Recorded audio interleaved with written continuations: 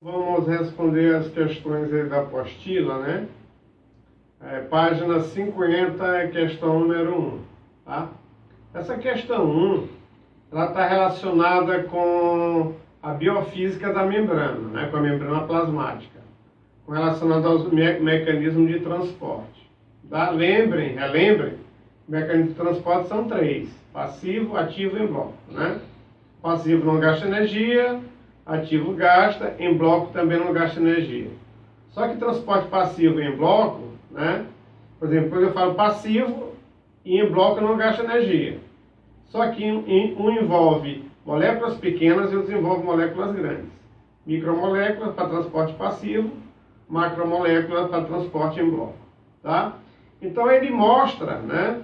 Ele determina assim, ó, com relação à questão. O cara passa cal na planta, a gente vê muito isso nas praças, né? O cara passando a cal, tá? Que é o óxido de cálcio, tá? Aí passa lá na planta, fazendo uma mecanismo chamado de caiação. Só que atento para o seguinte, quando se passa cal na planta, não é para a planta ficar bonitinha, é para evitar que nesta planta se desenvolvam parasitas, como bactérias e fungos, principalmente, que podem causar algum tipo de dano à planta, tá? Só que quando você passa o cal, né, que apesar que ele é um soluto, né, é óxido de cálcio, então é soluto, é soluto. Só que a cal, ela tem uma característica, ela faz retirar a água do ambiente. Então atente para isso. Se a cal ela retira a água do ambiente, ou do microambiente, como ele cita aí na questão, a água só pode passar por um único mecanismo. Nunca esqueçam disso. Se passa a água pela membrana plasmática ou pela parede celular da planta, se for um animal é só membrana, se for célula vegetal é membrana e parede celular, se passa água, geralmente é do meio de menor concentração para o meio de maior concentração. Quando tu passa cal por fora, a concentração de cálcio vai ser maior fora. Então o que acontece? Né? Vai sair água. Só que você atenta para o seguinte, mas não sei, então isso não vai prejudicar a casca da planta? Olha, o tecido que compõe a casca, ele é tecido morto. Então ele não sofre mais prejuízo porque ele já está morto, a gente chama de suber, né? Tecido suberificado, tecido morto. Só que assim, ó, a bactéria que se fixa neste tecido, mesmo ele sendo morto, ela pode invadir os tecidos mais internos da planta. Então, quando você passa a cal vai retirar a água de quem? Das bactérias e dos fungos que ali se depositam. Então, se a cal ela retira a água, tá? Só pode ser por um mecanismo, que a gente chama de mecanismo de osmose. É sempre passagem de líquido do meio de menor concentração para o meio de maior concentração, a partir da membrana plasmática. Tá? Então essa questão ela vai perder, a bactéria e os fungos vão perder água para a cal, tentando diluir a concentração de cal que é maior, de soluto que é maior. Então se passa água pela membrana da bactéria, se passa água pela membrana e parede celular do fungo, tá? Só pode ser por osmose. Tá? Então atente para isso. Então, relacionado aí com osmose, tá? Outra coisa, lembra que geralmente quando a pessoa morre, né, é muito comum as pessoas jogarem cal dentro da tumba da pessoa. Não sabe por que bota cal dentro da tumba, que é no local onde a pessoa vai ser enterrada? Porque a cal, ela retira a água do corpo. Então, e se ela retira a água do corpo, ela vai desidratar o cadáver. Daí o mecanismo de decomposição é mais lento. Tá? Então a função do soluto, né, é tirar a água do ambiente. Tanto que quando você passa sal na carne, tá? O que acontece com a carne? Você tem 10 kg de carne e passa sal nessa carne, depois que ela perde a água, fica em torno de 7 kg. Ah, eu comprei 10, ficou só 7. Por quê? Porque perdeu água. Tá? Quando você salpresa a carne, ela vai perder água pelo mecanismo chamado de osmose, que é a mesma coisa que ocorre no caule da planta. Tá certo? Então, no caso aí, a letra correta é a letra B de bola. Tá bom? Vamos aí a questão número 11. Tá bom? Ó, no caso aí desse gráfico, ele mostra aí, né, um gráfico que tem a ver com o transporte feito pela membrana, tá? No próprio enunciado da questão, tá, ele já dá a resposta da questão, que ele fala em transporte passivo. Então, se está falando de transporte passivo, né, tu já descarta transporte ativo, que é bomba de sódio, bomba de potássio e bomba de cálcio, tá? E você já descarta também, né, já que está falando de transporte passivo, já descarta o transporte em bloco, que envolve um mecanismo chamado de endocitose e exocitose, tá? Então, pelo gráfico, uma curva ela vai direto, né? E a outra ela dá faz uma pequena curvatura, tá certo? Então você vai pensar o seguinte: se é transporte passivo, é aquele que vai a favor do gradiente de concentração, tá? Aí você pensa o seguinte: se a curva ela vai reta, é porque ela não precisa de uma proteína para fazer esse mecanismo, tá? Aí tu pensa no mecanismo chamado de osmose. Porque a osmose ela não precisa de agente carreador nenhum. Quem precisa de agente carreador, tá, é a difusão, que a gente chama de difusão facilitada, né? E a difusão é sempre a partir do mecanismo de quê? De maior concentração para de menor concentração. Então o próprio enunciado ele já diz que a resposta é. Tá? Ele mostra um gráfico aí, só para o aluno estar perdendo tempo com isto. Tá? Então se ele falar transporte ativo, só tem dois. Quais são eles? Osmose e difusão. Tá? Então no caso aí a letra correta é a letra C de casa.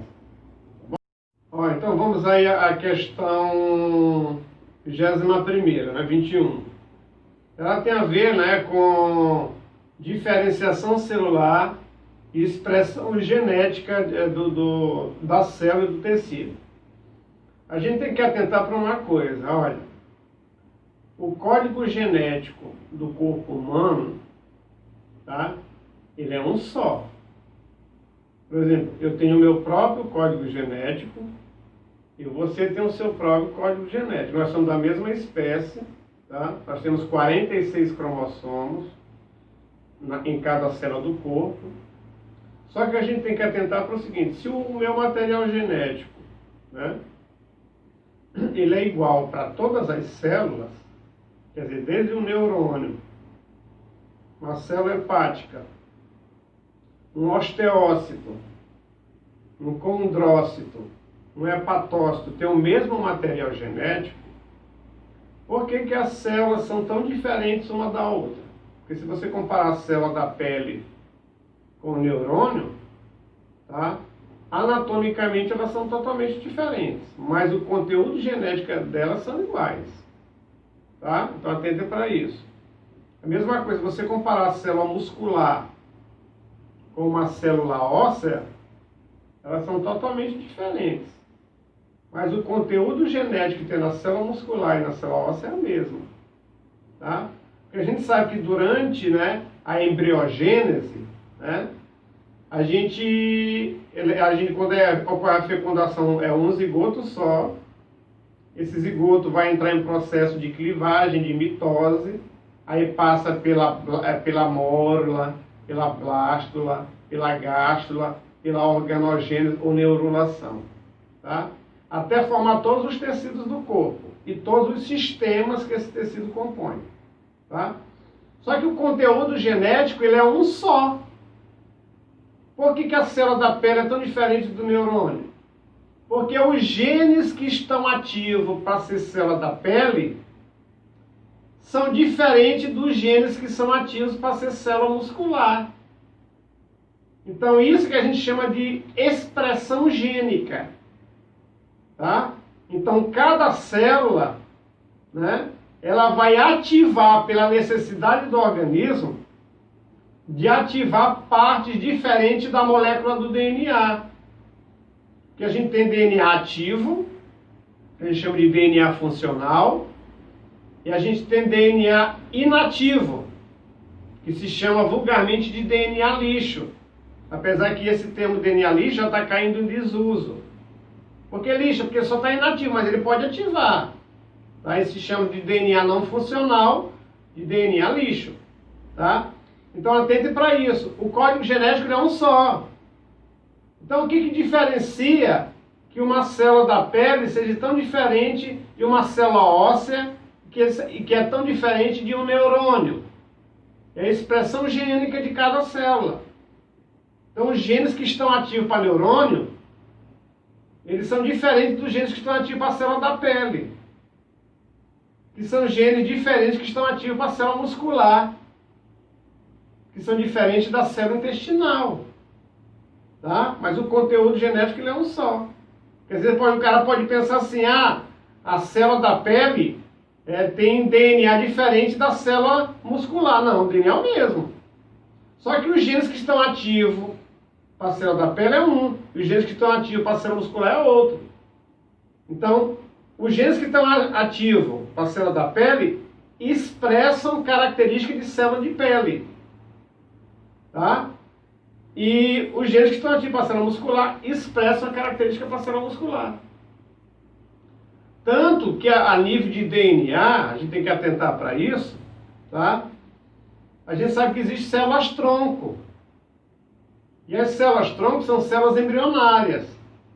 Nós temos células embrionárias que se tiram do embrião ou do anexo embrionário, como a placenta, como o cordão umbilical. E você tem células embrionárias chamadas de adultas. Tá? Por exemplo, eu posso pegar a célula da pele e fazê-la voltar a ser célula embrionária? Posso. Esse mecanismo ele é chamado de desdiferenciação da célula.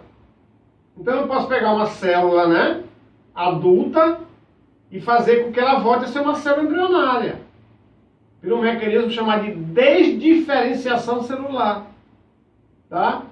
E eu posso pegar essa célula, que é, por exemplo, a célula adulta, ela voltou a ser célula embrionária, eu posso transformar a célula da pele, que voltou a ser embrionária, em célula muscular.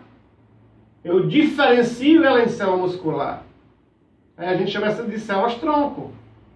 Tá? Chama de células-tronco pluripotentes. Tá? Porque a gente tem 3 tipos de célula-tronco, não esqueçam.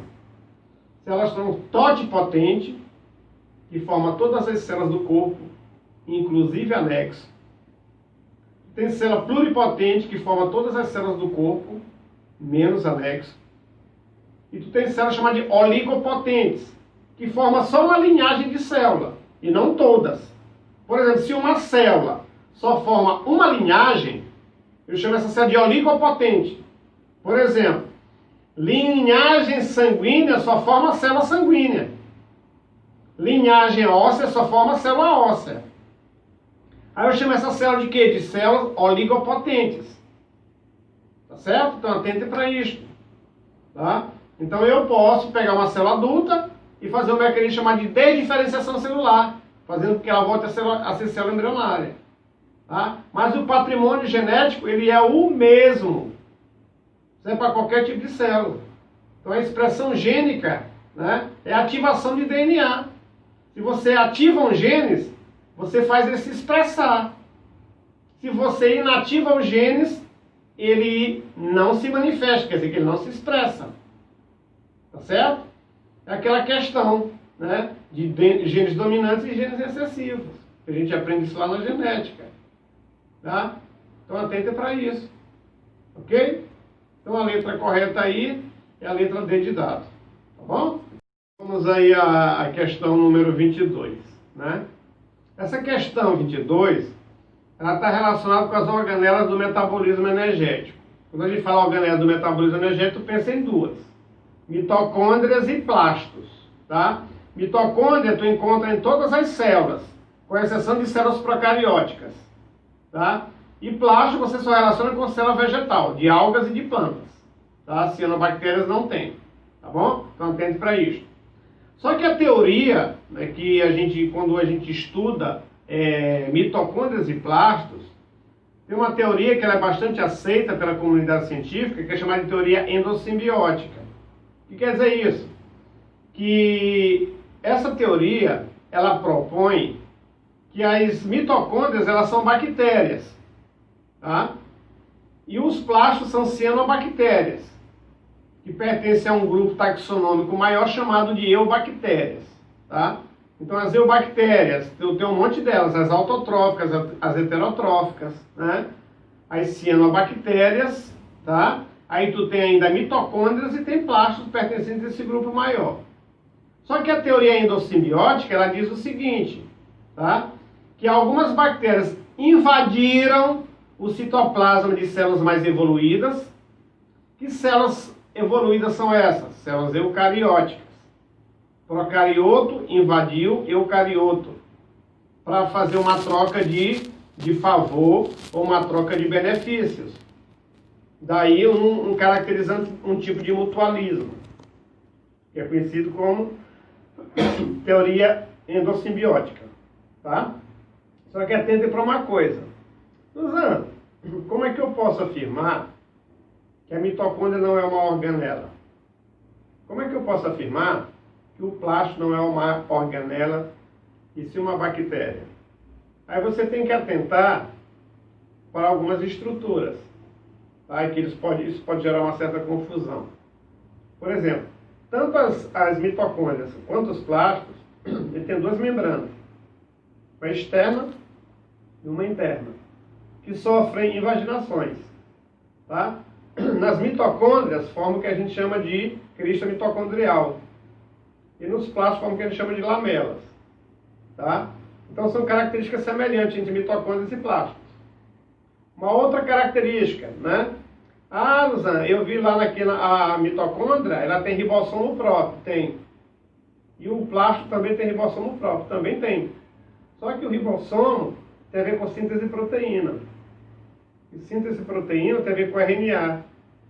E o RNA é sintetizado a partir da molécula de DNA, do material genético. Tá? Então atente para isso. Tá? E outra característica, tem matriz própria, tem ribossomo próprio, tem duas membranas, uma externa de proteção, uma interna que se invagina, formando essas dobras, que são as cristas e as lamelas. Tá? Agora, existe uma característica marcante que não tem como a gente fugir desse aspecto para caracterizar a mitocôndria e o plástico como pertencente a organismos procariotos. É o tipo de DNA que tem nessas estruturas. Por exemplo, quando você olha o DNA de uma célula eucariótica, ele é em dupla hélice.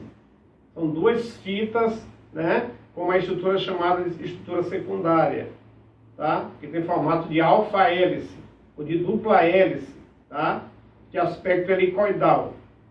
Isso é o DNA de uma célula eucariótica. Então você identifica o DNA de uma célula eucariótica com essa característica. Duas fitas, né, com aspecto helicoidal, em forma de alfa-hélice ou de dupla hélice.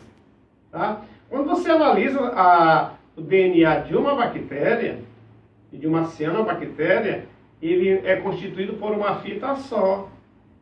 E essa fita ela é circular. Então todo DNA em dupla hélice negativo. Eu tenho DNA circular de fita simples. Tá? Assim como nem todo RNA tem fita simples, tem RNA de fita dupla em vírus. Isso pode gerar uma certa confusão. Todo DNA de fita dupla não, só em células eucarióticas. Todo RNA de fita simples não, eu tenho RNA de fita dupla em vírus. Tá? Agora, quando você analisa o código genético da bactéria, o DNA bacteriano, ele é circular, tá certo? Assim como é na mitocôndria e assim como é ou como são nos plásticos. Tá? Então, tanto o condrioma quanto o plastidoma, dessas estruturas, ou dessas células, né, o DNA é circular. Tá bom? Então, a característica aí seria a letra D de dado.